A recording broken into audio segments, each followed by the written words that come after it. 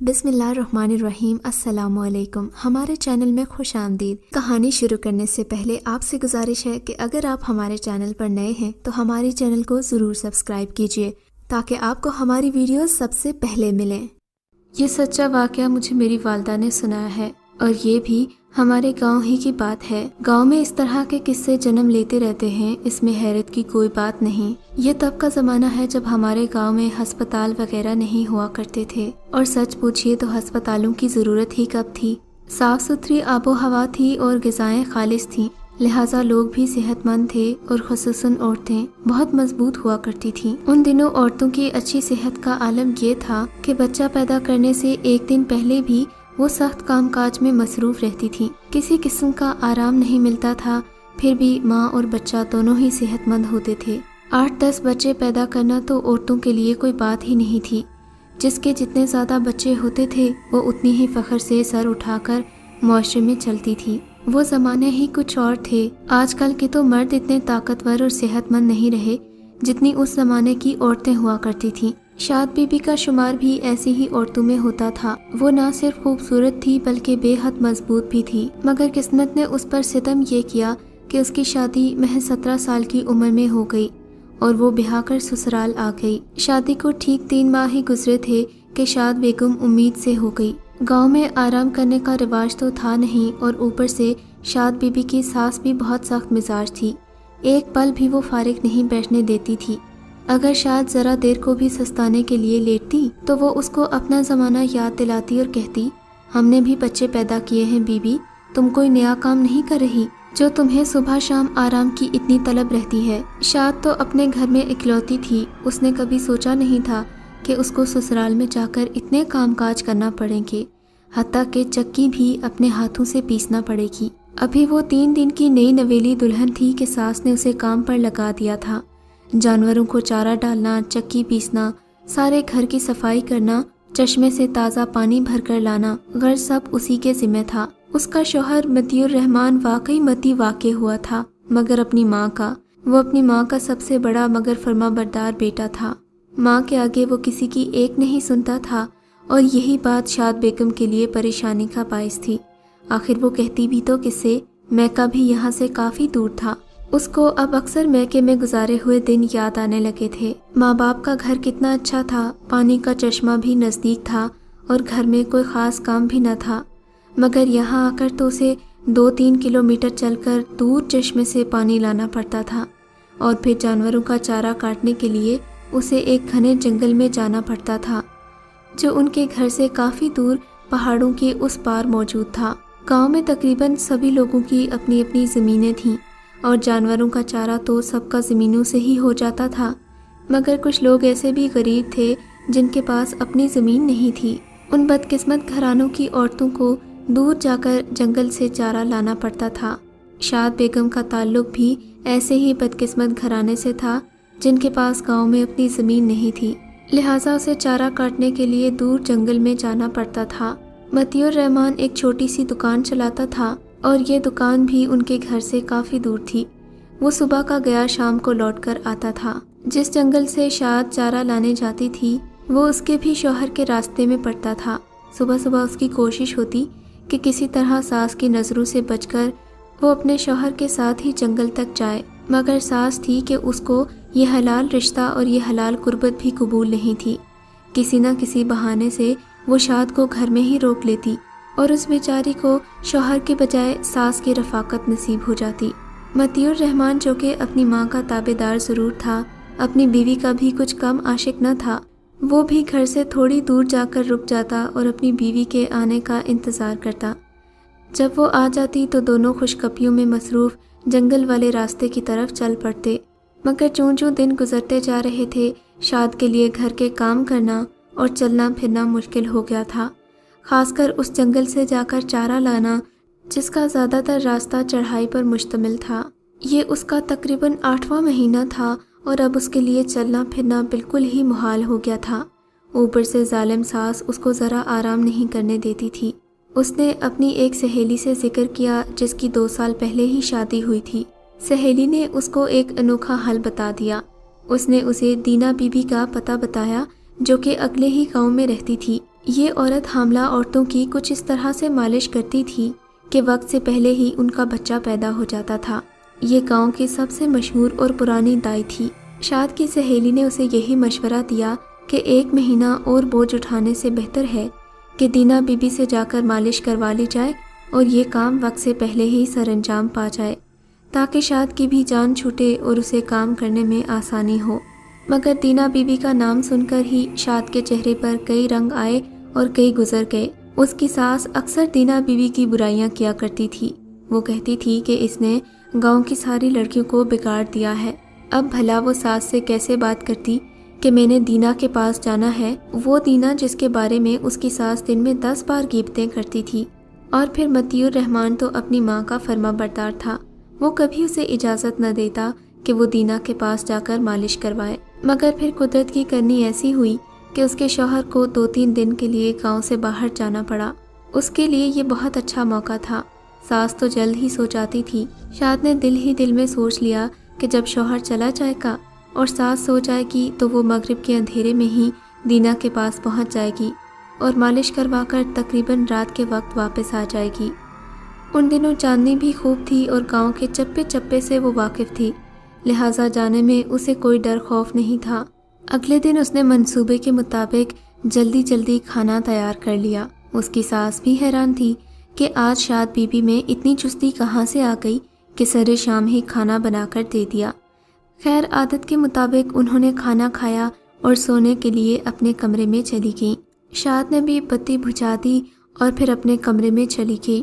تھوڑی دیر سونے کا ناٹک کیا اور پھر دبے قدموں اٹھ کر باہر آئی۔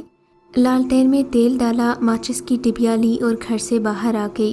ابھی مغرب کا وقت تھا اور ہلکی ہلکی روشنی موجود تھی، لہٰذا اس نے لالٹین کو چادر کے نیچے چھپا دیا کہ جب اندھیرا ہوگا تو اسے جلا لوں گی۔ وہ تیز تیز قدموں سے چڑھائی چڑھ رہی تھی، حالانکہ اس حالت میں اس کا تیز چلنا ٹھیک نہیں تھا، مگر اس پر تو ایک جنون سوار تھا کہ کب وہ دینا کے پاس پہنچے اور اسے اس مصیبت سے چھٹکارا ملے۔ مغرب کی اذانیں ہو چکی تھیں اور ماحول کافی دہشتناک ہو رہا تھا۔ اندھیرا بڑھنے لگا تو اونچے اونچے درخت اپنے سائے سمیت کسی جن بھوت کی طرح معلوم ہونے لگے۔ تھوڑی دیر بعد چلتے چلتے اسے پتھر سے ٹھوکر لگی۔ اسے احساس ہو گیا کہ اندھیرا بڑھ گیا ہے۔ وہ رک کر ایک پتھر کے اوپر بیٹھی اور چادر سے ماچس کی ڈبیا نکال کر لالٹین جلا لی۔ ایک ہاتھ میں اس نے لالٹین پکڑی اور پھر آگے کا راستہ دیکھ دیکھ کر چلنے لگی۔ عشاء کی اذانوں سے پہلے ہی وہ دینا کے گھر تک پہنچ گئی تھی۔ سد شکر کہ دینا ابھی تک سوئی نہیں تھی، شاید وہ عشاء کی نماز کی تیاری کر رہی تھی۔ اپنے گھر میں اس وقت اسے دیکھ کر وہ حیران رہ گئی۔ ارے شاد، خیریت تو ہے نا؟ تم رات کے اس وقت یہاں کیسے؟ شاد نے کھڑے کھڑے ہی اسے سارا مہاجرہ سنا دیا۔ کہا کہ میں بہت امید لے کر آئی ہوں، مجھے مایوس نہ کرنا۔ دینا نے اسے لاکھ سمجھایا کہ ایسا ممکن نہیں ہے، اگر وہ اس کی مالش کرے گی تو امید ہے کہ کل ہی بچہ پیدا ہو جائے، یا پھر یہ بھی ممکن تھا کہ اس کے ہاں ہی بچے کی ولادت ہو جائے۔ دینا نے لاکھ سمجھایا مگر شاد ایک نہ مانی۔ تم جانتی ہو نا میں دوبارہ یہاں نہیں آ سکتی، میرا شوہر گاؤں سے باہر گیا ہوا ہے اور ساس کی نیند کا فائدہ اٹھا کر میں یہاں تم تک پہنچی ہوں، اور تم ہو کہ مجھے نصیحتیں کیے جا رہی ہو۔ اگر مدد نہیں کر سکتی تو ٹھیک ہے، میں یہ کانچ کھا لیتی ہوں اور اس قصے کو ہی ختم کر دیتی ہوں۔ اس نے جذباتی انداز میں دیوار پر لگے ہوئے شیشے کو زمین پر دے مارا اور چند ایک ٹکڑے اس نے دینا کو دکھائے تو وہ ڈر ہی گئی۔ اس نے سوچا کہیں یہ پاگل عورت سچ مچ کچھ کھا کر اپنے بچے کی جان ہی نہ لے لے۔ خیر اس نے اس کو چارپائی پر لٹایا اور تقریباً آدھا گھنٹہ تک اس کے پیٹ کی مالش کرتی رہی۔ دل ہی دل میں شاد خوش ہو رہی تھی کہ اس نے دینا سے اپنی بات منوا لی ہے۔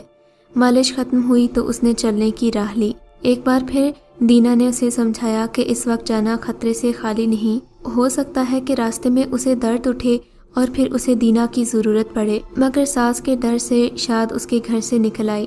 ایک بار پھر اس نے لالٹین پکڑی اور اپنے گھر کی طرف چل دی۔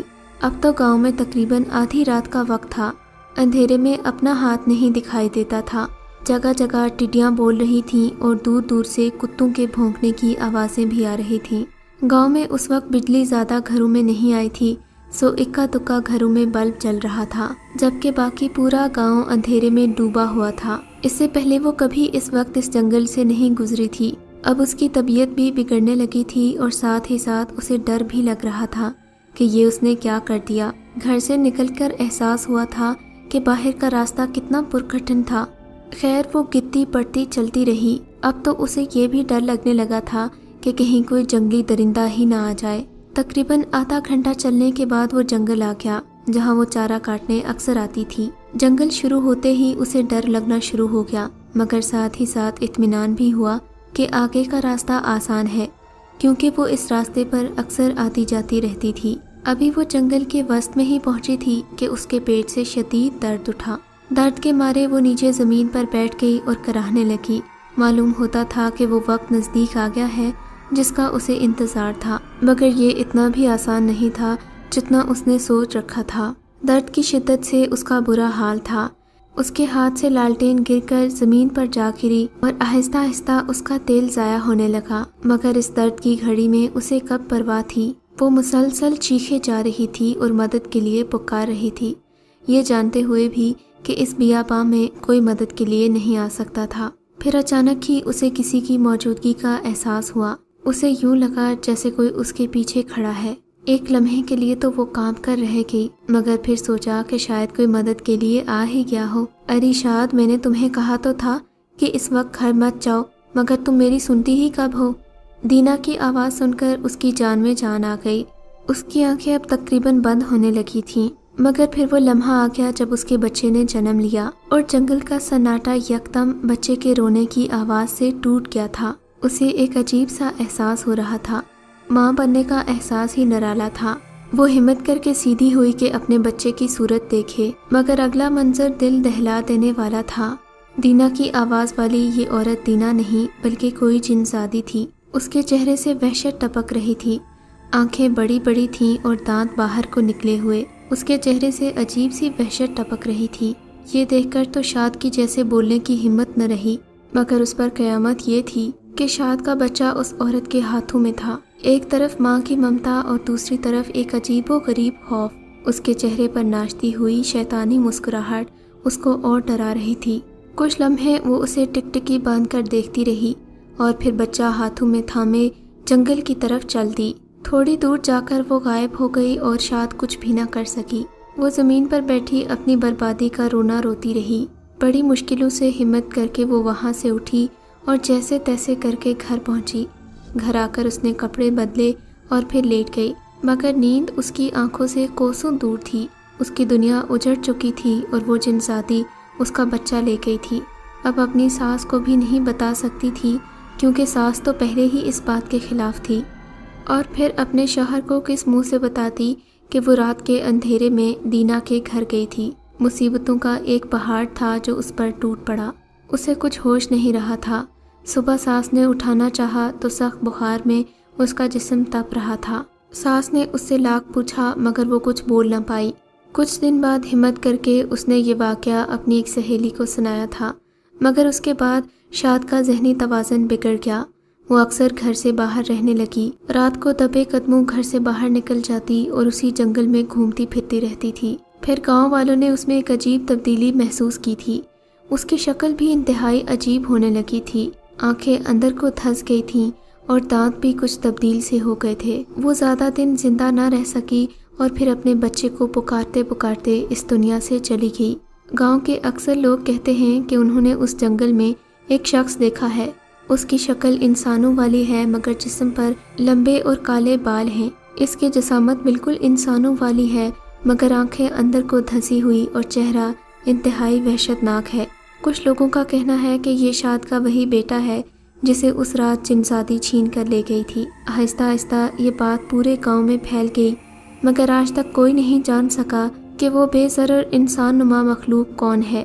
اگر آپ کو یہ کہانی اچھی لگی ہے تو اس ویڈیو کو لائک کیجیے اور اس طرح کی مزید ویڈیوز دیکھنے کے لیے ہمارے چینل کو سبسکرائب کیجیے۔ اور ہاں، اگر آپ کی کسی دوست، رشتہ دار یا بہن کے ساتھ خدا نہ کرے ایسا کوئی واقعہ پیش آیا ہے تو ہمیں کامنٹ سیکشن میں اس کے بارے میں ضرور بتائیے۔